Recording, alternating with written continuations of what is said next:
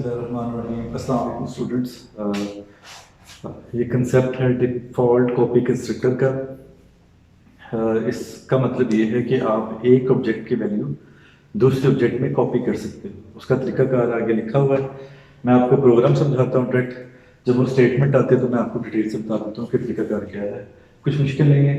Iostream dot h code dot h stdio dot h एक तीसरी header file शामिल की है stdio dot h standard input output dot h. ये क्यों शामिल किया मैं भी आपको आगे बताता हूँ। क्लास का नाम है book int PG comma PR. ये दो मेंबर वेरिएबल हैं। एक का नाम पीजी है, एक का नाम पीआर है। पीजी पेज स्टोर करने के लिए, पीआर प्राइस स्टोर करने के लिए। कैरेक्टर टाइटल 30 एक वेरिएबल और स्ट्रिंग टाइप नाम का टाइटल 30 साइज है इसका। ये तीनों के तीनों क्या है, प्राइवेट है। हालांकि प्राइवेट नहीं लिखा है इसका मतलब बाय डिफॉल्ट प्राइवेट होते हैं। तो ये फंक्शन डेफिनेशन है यहां से लेकर यहां तक। ये एक हमने फंक्शन डिफाइन किया है। फंक्शन का नाम क्या है, गेट रिटर्न डाटा वॉइड है। इसका मतलब कोई वैल्यू रिटर्न नहीं करेगा। फिर एक फंक्शन हमने और यूज किया है, ये वाला फंक्शन, इसको भी डिफाइन किया है। इसका नाम क्या है, शो रिटर्न डाटा वॉइड। इसका मतलब भी कोई वैल्यू रिटर्न नहीं करेगा।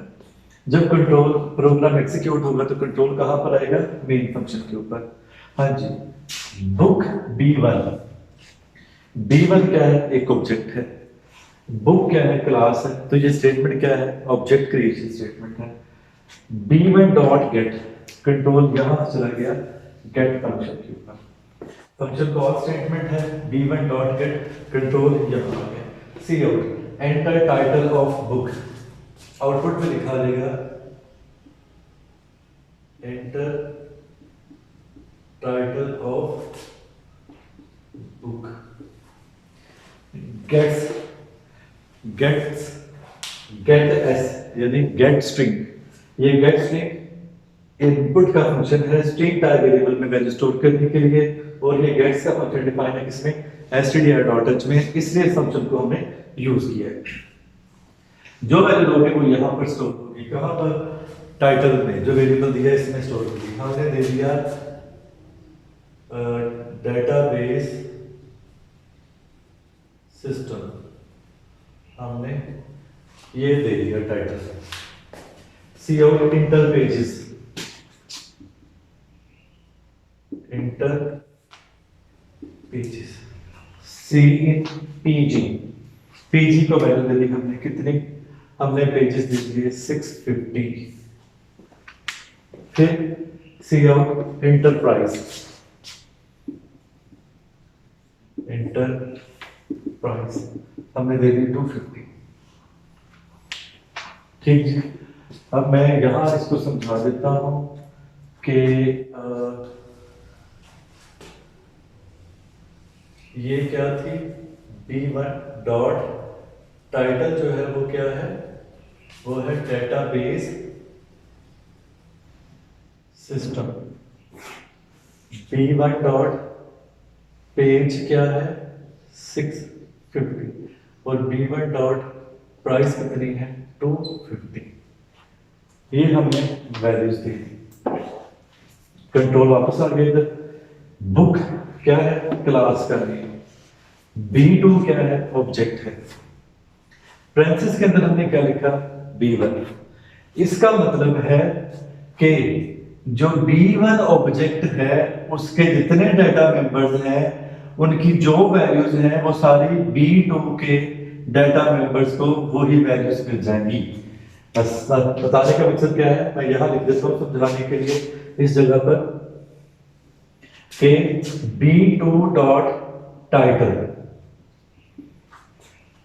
जो B2 का टाइटल है वो किसका मिल जाएगा, जो B1 का टाइटल है वही B2 का टाइटल मिल जाएगा। वो क्या है लिखा हुआ है, डेटाबेस सिस्टम।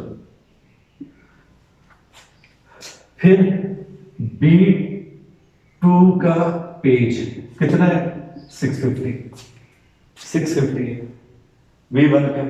B1 का जो पेज है वही B2 का पेज हो जाएगा 6। और फिर B2 डॉट प्राइस वो कितनी 250। जो B1 की जो प्राइस है वही B2 को प्राइस मिल जाएगी। तो ये क्या है, डिफॉल्ट कॉपी कंस्ट्रक्टर, यानी पहले से जो ऑब्जेक्ट बनी हुई है उस ऑब्जेक्ट के जो डाटा मेंबर्स हैं उनकी वैल्यू को आप एक नई ऑब्जेक्ट जो है बनाकर उसमें कॉपी कर सकते हैं। तरीकाकार सिंपल ये है कि आपने क्लास का नाम लिखना, ऑब्जेक्ट का नाम लिखना और पेरेंथेसिस के अंदर उस ऑब्जेक्ट का नाम लिख देना जिसके डाटा मेंबर्स आप नई क्रिएट होने वाले ऑब्जेक्ट में कॉपी करना चाहते हैं। तो B1 के किसमें कॉपी हो जाएंगे? B2 में। तो ये B2 डॉट टाइटल, ये भी डेटाबेस सिस्टम है। B2 डॉट PG ये 650 है। B2 डॉट TR 250, जो हमने B1 को दिए वही B2। अगली स्टेटमेंट, बुक ये भी क्या है? क्लास का नेम है।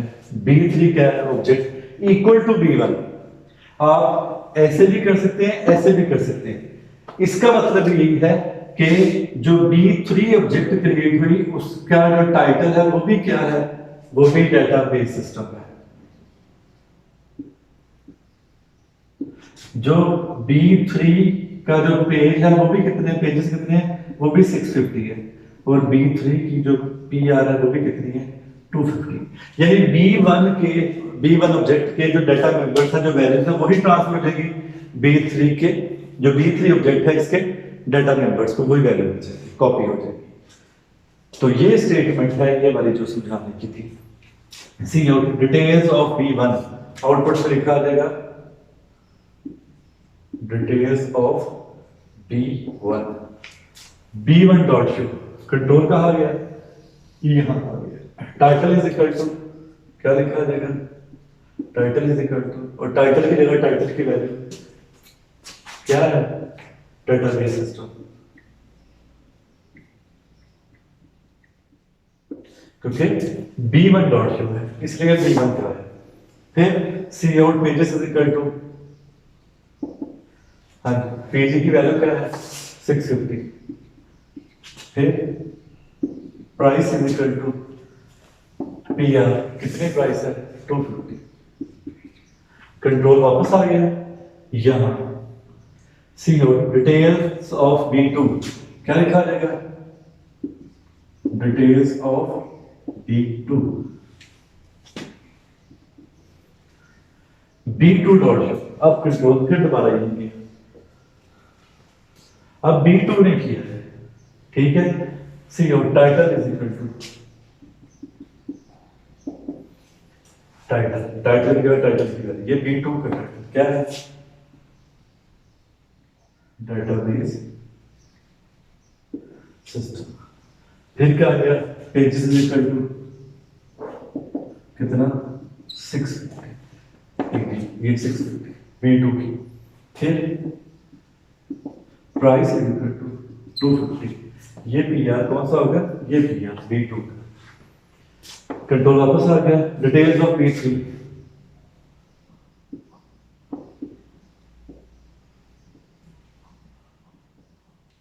B3 डॉट शो, दोबारा कंट्रोल कहां गया? यहां गया। Title is equal to database system. ये कौन सा है? ये B3 का है क्योंकि B3 ने कॉल किया। पेजेस 650, प्राइस 250, 650 वापस कंट्रोल आया पेज के ऊपर प्रोग्राम खत्म। तो स्टूडेंट ये था कि किस तरीके से हमने डिफॉल्ट कॉपी कंस्ट्रक्टर, कैसे हमने पहले से बनी हुई ऑब्जेक्ट के डाटा मेंबर्स जो है वो हमने नई ऑब्जेक्ट क्रिएट करके उसमें कॉपी की। आई होप आपको इन दोनों पॉइंट्स की समझ आ गई होगी। यही इस लेक्चर में समझाने वाला नया था, बाकी आप सब जानते हैं क्या है। किसी पॉइंट की समझ ना आई हो तो आप पूछ सकते हो। अपना ख्याल रखिएगा जी। अल्लाह हाफिज़।